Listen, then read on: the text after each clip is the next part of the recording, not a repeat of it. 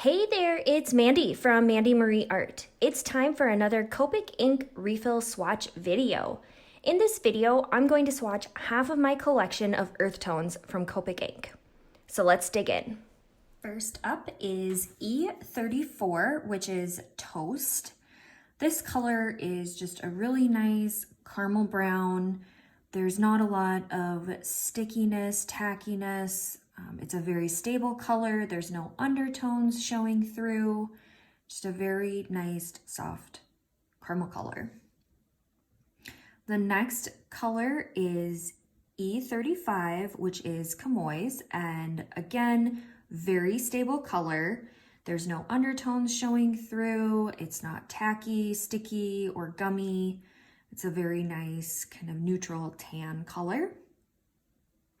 This color here is E39, which is Leather, and it's a bit tackier. There's some more kind of like texture that can build up with the darker color, but it's a very stable color. There's not undertones. There was no staining on the paper, so nothing is really bleeding out there. Next color is E40, which is Brick White.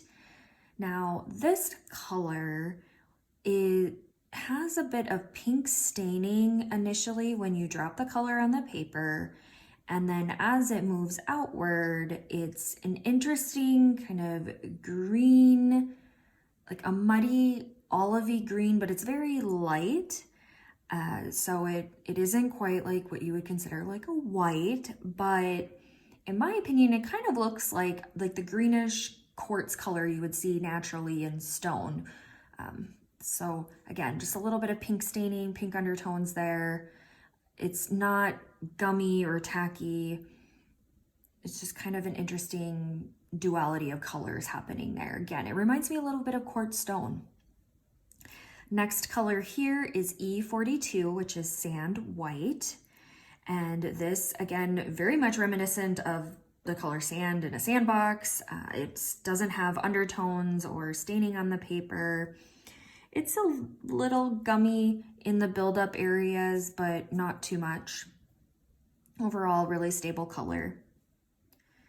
And this color here is E50, which is Eggshell.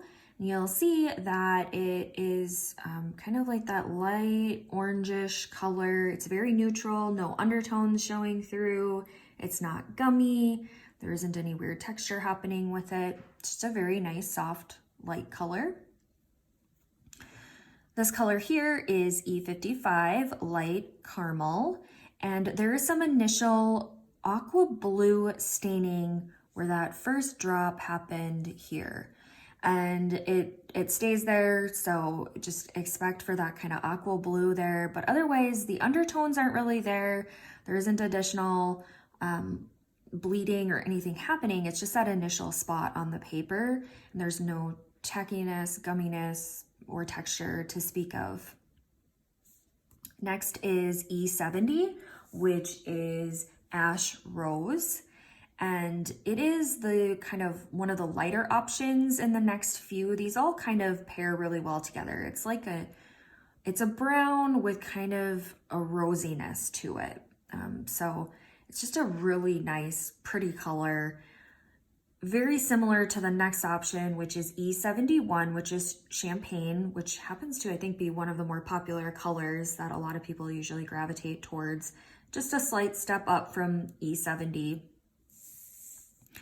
Moving over is E74, which is Coco Brown. Again, a step up from 70 and 71. And again, just has that nice kind of rosy brown.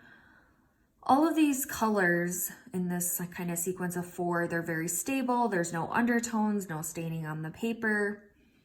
The next color is E77, which is Maroon. And again, it's just kind of has like this rosy hue to it.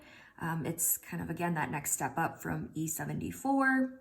Again, very stable color, no undertones, no staining on the paper. This color here is E89, which is Pecan. Lots of texture and build up with this color, so you can definitely build up the texture. It is a darker color, so it makes sense that you'd be able to do that. For the most part, it's pretty stable, but there is some aqua green that kind of peeks through, but not much. So just a really nice color for building texture. Then we have E93, which is Tea Rose, one of my favorites.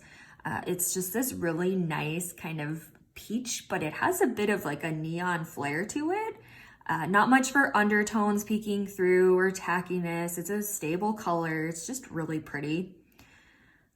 Then we have E95, which is Tea Orange. Now this color is interesting because it definitely has some yellow, so some yellow undertones, some light pink happening that kind of stains the paper underneath, and then this orange that's on top.